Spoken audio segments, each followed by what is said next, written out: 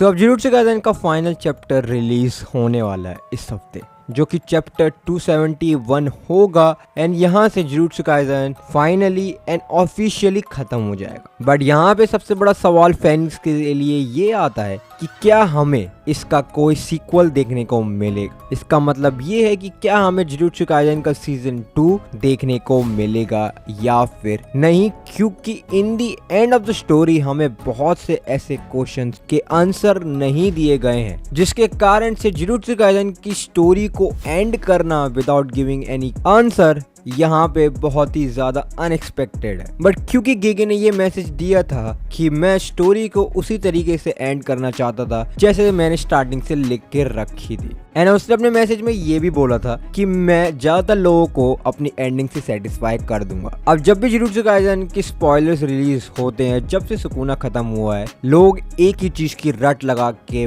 बैठे हुए हैं कि गोजो सातोरू वापस आना चाहिए या फिर नहीं, गोजो सातोरू वापस आना चाहिए या फिर नहीं। और इन दी एंड ऑफ द चैप्टर अगर आप ट्विटर पे जाओगे तो आपको बस यही मिलेगा कि गोजो सातोरू वापस आने वाला है, गोजो सातोरू वापस आएगा, क्योंकि इन दी एंड ऑफ द स्टोरी यहाँ पे फैंस यही स्पेकुलेट कर रहे हैं कि गोजो सातोरू का रिटर्न होना चाहिए इन दी एंड ऑफ द स्टोरी, जो कि वैलिड भी लगता है क्योंकि उसकी पॉपुलैरिटी इतनी ज्यादा है। एंड अभी रिसेंट चैप्टर में हमें केंजाकू जैसा एक इंसान दिखा जो कि लिटरली केंजाकू ही लग रहा था। अब ऑल्दो हमें नहीं मालूम है कि वो कौन है, क्योंकि उसका चेहरा रिवील ही नहीं किया गया।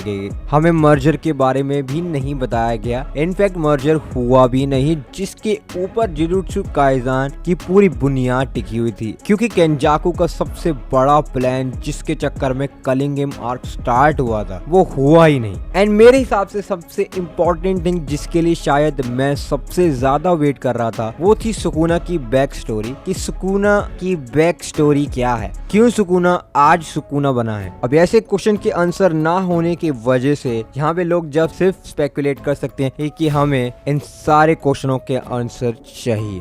एंड ऑफिशियली ये कोई कंफर्म नहीं है कि सीजन 2 आएगा या फिर नहीं, बस यहाँ पे लोग सोच रहे हैं कि सीजन 2 आएगा। वेल ऑफिशियली चैप्टर 270 के बाद ही पता लगेगा कि हमें कोई भी इसका सीक्वल देखने को मिलेगा या फिर नहीं, क्योंकि इन दी एंड ऑफ द स्टोरी गेगे ने ये बोला था कि फाइनल चैप्टर के साथ वो एक फाइनल मैसेज भी देगा अपनी ऑडियंस को। Now for me I think बहुत सारे लोग इस चीज को क्रिटिसाइज करेंगे कि स्टोरी अच्छी नहीं थी, इन दी एंड ऑफ द स्टोरी गेगे ने हक दिया। पर्सनली आई थिंक स्टोरी थोड़ी सी एज कम्पेयर टू पेस ज्यादा थी। I mean, मैं मान सकता हूँ कि जो स्टोरी की एंडिंग है वो थोड़ी सी जल्दी हो गई, बट मेरे हिसाब से जुजुत्सु काइसेन की एंडिंग बहुत ही डिसेंट है। आप ये कह सकते हो कि जुजुत्सु काइसेन की एंडिंग अगर हम कंपेयर करते हैं अदर्स न्यू जेन एनिमे से तो वो बेटर ही आपको लगेगी, क्योंकि इन दी एंड सुकुना ने अपना मोटिव चेंज नहीं किया, जिसकी वजह से जुजुत्सु काइसेन की एंडिंग इतनी ओपी निकल के आई। मेरे इसके ऊपर मैं एक सेपरेट वीडियो बना सकता हूँ जिसमें मैं एक